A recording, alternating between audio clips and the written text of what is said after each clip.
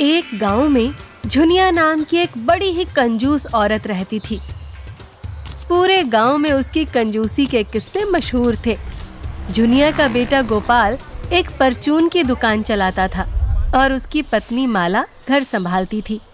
माला के लिए घर संभालना बड़ा मुश्किल था, क्योंकि हर वक्त उसकी सास झुनिया देवी उसके सिर पर सैटेलाइट की तरह मंडराती रहती थी और जब मर्जी वो अपने बेटे की दुकान पर जाकर उसे कंजूसी के नुस्खे बताती रहती थी। अरे ओ गोपाल, ये तू क्या कर रहा है? क्या हुआ माँ? ये 2 रुपए की चीज के लिए तू थैली क्यों बर्बाद कर रहा है?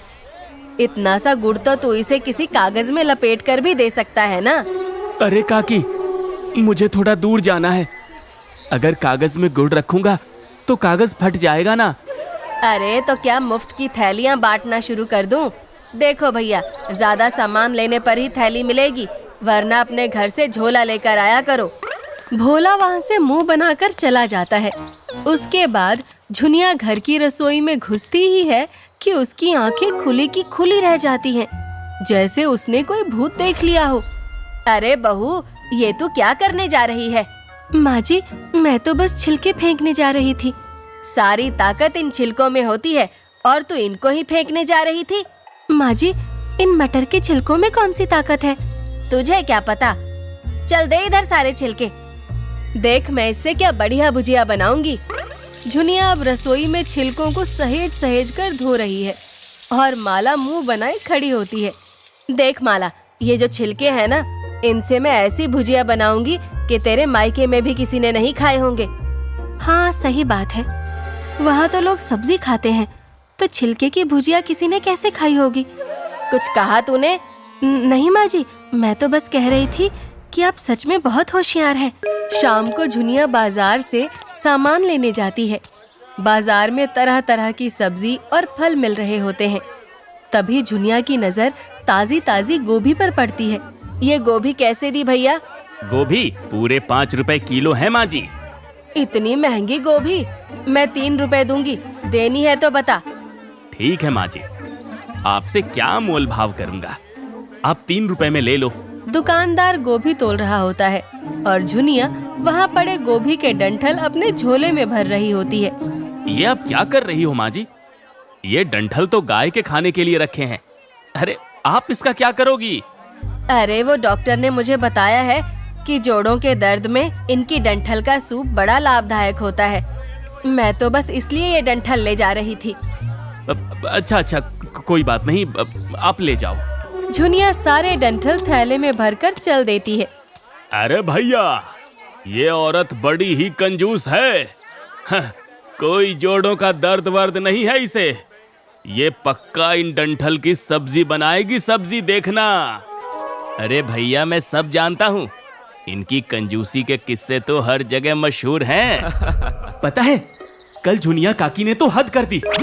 कल हमारे घर नया कूलर क्या लगा, उन्होंने तो अपने कमरे की ईंट ही गिरा दी ताकि हमारे कूलर की मुफ्त की हवा उनके कमरे में जाती रहे। मैंने बोला, काकी एक पंखा क्यों नहीं लगवा लेती? तू बोली, अरे तेरे कूलर की हवा थोड़ी यहाँ आ जाने से तेरा कोई बिल ज्यादा थोड़ी आ जाएगा। भाई, आज तक एक पंखा नहीं लगवाया काकी ने, इतनी कंजूस है। अरे ये तो कुछ भी नहीं हरिया। परसों शाम में मेरी पत्नी उनके घर गई थी, पर सब सोए हुए मिले। अगली सुबह उनकी बहू ने बताया कि रात को दिया ना जलाना पड़ जाए, इसलिए उनके घर में सूरज ढलते ही सब सो जाते हैं। अरे उसके घर में छिलके की सब्जी बनती है, इतनी कंजूस है, पता नहीं उसकी बहू कैसे उसे झेलती है। पूरा गांव झुनिया की कंजूसी से परेशान था और हर जगह उसके ही किस्सों की चर्चा हो रही थी कि इतने में माला चिल्लाती हुई गोपाल की दुकान पर आती है। अरे माँ जी, आप यहाँ दुकान पर खड़ी हैं और वहाँ गाय आपके सुखाए हुए सारे डंठल खा गई जो आपने अचार बनाने के लिए धूप में रखे थे। हे भगवान, जब गाय मेरे डंठल खा रही थी तो तू वहाँ खड़ी क्या कर रही थी? उसे डंडा नहीं मार सकती थी? अरे माँ जी, वो रामू काका की गाय थी, मैं उसे कैसे मार सकती हूँ? झुनिया जब तक जाकर देखती है तब तक गाय सारे डंठल खा चुकी होती है। हे राम, मेरे सारे डंठल खा गई, अभी बताती हूँ इसे। अरे ओ रामू, जरा बाहर आओ, तुम्हारी गाय मेरे सारे डंठल खा गई, उसकी भरपाई करो। अरे झुनिया, मेरी गाय क्या तुम्हारे घर में घुस गई जो सारे डंठल खा गई? और वो डंठल कौन सा तुम खरीद कर लाई थी जो ऐसे चिल्ला रही हो? मैं कुछ नहीं जानती, साफ सीधी बात है।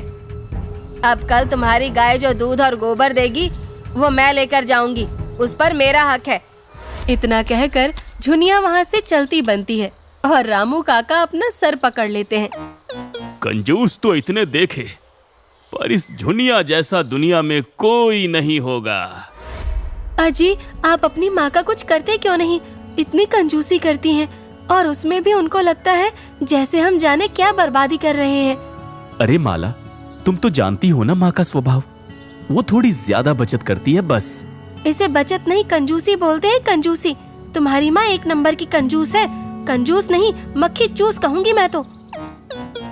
क्यों, क्या हुआ बहू? बड़ी गुस्से में नजर आ रही हो, क्या बात है? अरे माँ, तुम कब आई? वो छोड़, तू ये बता कि तेरी बीवी क्या बोल रही थी अभी? माँ, वो तो बस ये बोल रही थी कि दुकान में बहुत चूहे हो गए हैं, इसलिए एक चूहेदानी लाकर लगा दो। चूहा दान तो 40 रुपए से कम की नहीं आएगी। बताओ भला, इन चूहों पर अब क्या 40 रुपए खर्च करेंगे हम?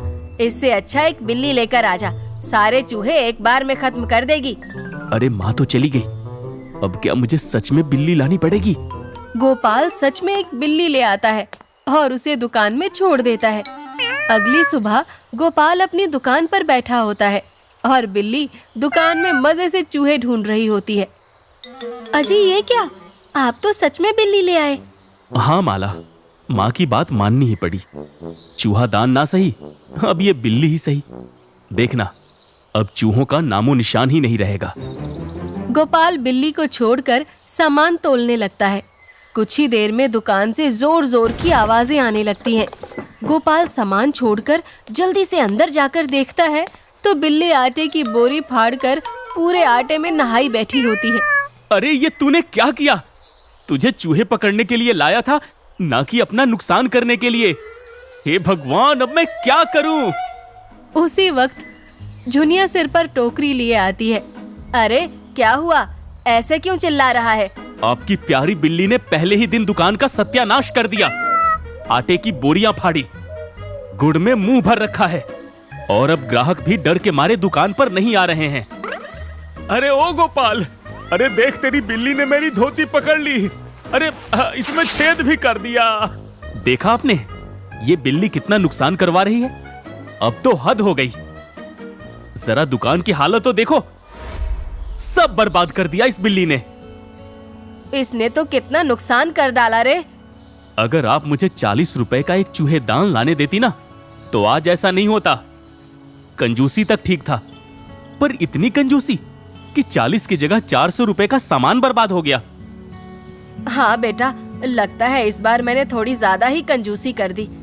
अब मैं आगे से कभी कंजूसी नहीं करूंगी बेटा। हाँ माँ, और अब आज ही चूहेदानी लेकर लगाऊंगा मैं, चाहे वो 50 की ही क्यों ना आए। और इस बिल्ली का क्या करेंगे?